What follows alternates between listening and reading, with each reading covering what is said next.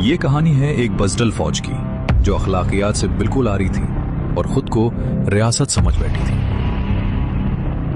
इस यजीदी फौज ने अपनी ही अवाम को सिर्फ हक मांगने की जुर्रत करने पर गोलियों से भून डाला। पिछली सदी का किस्सा है। इस दुनिया के नक्शे पर एक नया मुल्क उभरा। आजादी के फौरन बाद ही उस पर एक किराए की फौज ने कब्जा कर लिया। शुरू में वो खुद को मुहाफिज बनाकर पेश करते रहे, दुश्मन के सामने सीना तान कर खड़े होने की कहानियां सुनाई, जाने कुर्बान करने के किस्से बयान किए। अवाम को यही बावर कराया गया कि ये फौज ही इस मुल्क के असल खैर खा है। वो सियासतदानों को एक दूसरे से लड़ाते, फिर अचानक एक मेज पर बिठा देते, कभी एक दूसरे पर कीचड़ उछालते, कभी मिलकर मुस्कुरा देते। अवाम हर बार यही समझते कि असल मसला तो सियासतदान है।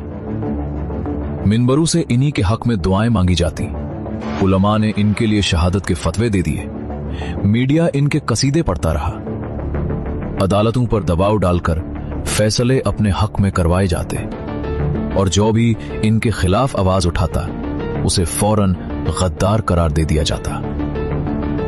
वक्त गुजरता गया, मुल्क का बड़ा हिस्सा इनके कब्जे में चला गया। बजट का ज्यादातर हिस्सा इन्हीं के नाम पर उड़ने लगा। अवाम महंगाई और गुर्बत की आग में जलती रही।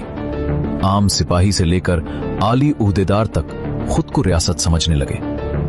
कानून इनके ताबा हो गया, इंसाफ एक मजाक बनकर रह गया। अवाम कंफ्यूजन में मुब्तला थी, हर तरफ उनका राज था। जो फौज के खिलाफ बोलता सब उसके खिलाफ खड़े हो जाते। सच और झूठ का फर्क मिटता जा रहा था। फिर इन्हीं तारीख हालात में एक नौजवान खड़ा हुआ। वो उस कौम का असल राजा था। वो कौम का हीरो बनकर उभरा। राजा ने कौम को एक फलाही रियासत बनाने के लिए अपनी पूरी जिंदगी वक्फ कर दी थी। वो भी शुरू में बाकी लोगों की तरह यही समझता था कि मुल्क को सियासतदान लूट रहे हैं। उसने अवाम को उन सियासतदानों के खिलाफ खड़ा करना शुरू किया। उनकी हकीकत सामने लाने लगी। लोग उसके गिर्द जमा होने लगे। फिर इलेक्शन आए, राजा हार गया, या फिर शायद उसे हरा दिया गया। उसने हार मानने से इनकार कर दिया और एक तवील कानूनी जंग लड़ी। आखिरकार हकीकत सामने आई कि उसके साथ बड़ी धांधली हुई थी। उसके बाद राजा की जदोजहद मजीद आग बकूला बन गई। वो पहले से ज्यादा ताकत और जोश के साथ मैदान में उतरा। एक बार फिर इलेक्शन हुए। इस बार भी उसे हराने की पूरी कोशिश की गई, मगर अवाम के वोट की ताकत ने उसे कमजोर सी हुकूमत बना दी। राजा मुल्क का वजीर आजम बन गया।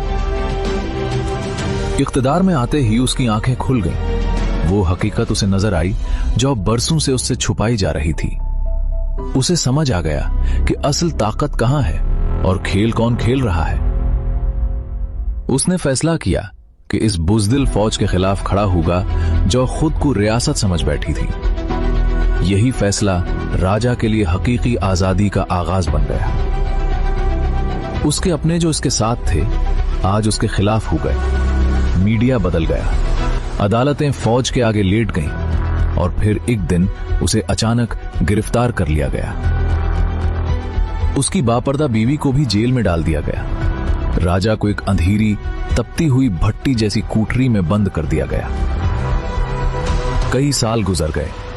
कौम ने राजा की शक्ल तक नहीं देखी, उसकी आवाज तक नहीं सुनी। वो आहिस्ता आहिस्ता खत्म किया जा रहा था ताकि उसे इबरत का निशान बना दिया जाए। मगर राजा ने वो सच बेनकाब कर दिया था जो बरसों से छुपाया जा रहा था। अब बाहर कुछ बाशूर नौजवान राजा के पैगामात को जदीद टेक्नोलॉजी का इस्तेमाल करते हुए छुपकर अवाम तक पहुंचा रहे हैं। वो राजा की आवाज बनकर कौम को जगाने की कोशिश कर रहे हैं। कौम आज भी खौफ और सच के दरमियान खड़ी है। वो फैसला नहीं कर पा रही कि किसका साथ दे। मगर एक बात वाज़े हो चुकी है, राजा कौम का हीरो अपना हिस्सा अदा कर चुका है। उसने इस यजीदी निजाम को नंगा कर दिया है। अब कहानी का अगला मोड़ और फैसला अवाम के हाथ में है।